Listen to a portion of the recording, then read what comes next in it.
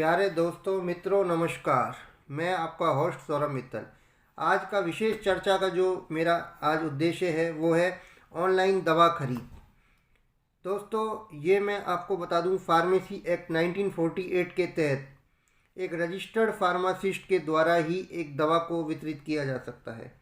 एक registered pharmacist ही आपको बता सकता है कि ये दवा का डोज आपको कितना लेना है, इसका साइड इफ़ेक्ट कितना है और इससे आपको क्या क्या रिएक्शंस हो सकती हैं, प्लस आपको क्या क्या कॉन्ट्रा इंडिकेशंस इसकी हैं और किस दवा के साथ इसको लेना है, किसके साथ नहीं लेना, प्रेगनेंसी में क्या ध्यान रखना है, दूध के साथ कौन सी दवा नहीं खाई जाती, खाली पेट कौन सी खाई जाती है, ये सब इंस्ट्रक्शंस एक फार्मासिस्ट ही आपको प्रोवाइड करा सकता है। परंतु हमारे देश में करोड़ों अरबों रुपए का एक कारोबार एक कुछ संस्थानों को मोटी रिश्वत में ड्रग्स कंट्रोलर ऑफ इंडिया जैसे को देने के बाद ये जो ऑनलाइन दवा मार्केटिंग कंपनियां हैं लाइसेंस हासिल कर लेती हैं कुछ कानूनों को शिथिल करके। और हमारे देश में आपको पता है इजीली लाइसेंस आराम से मिल जाता है कहीं पर भी। क्यों? क्योंकि हमारे देश का कानून लचर है।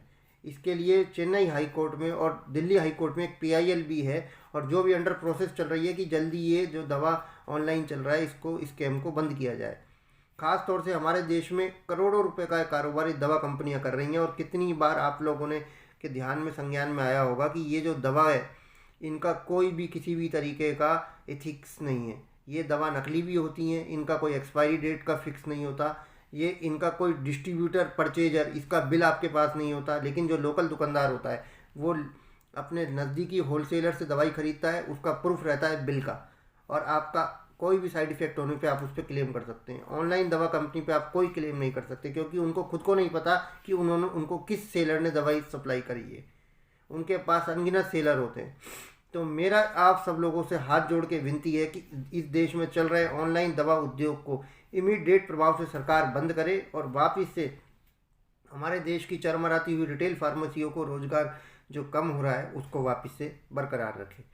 और हमारे देश के जो नागरिक हैं जिनको सेहत के साथ ये ऑनलाइन दवा कंपनियां खिलवाड़ कर रही हैं और ये खिलवाड़ तुरंत प्रभाव से बंद हो।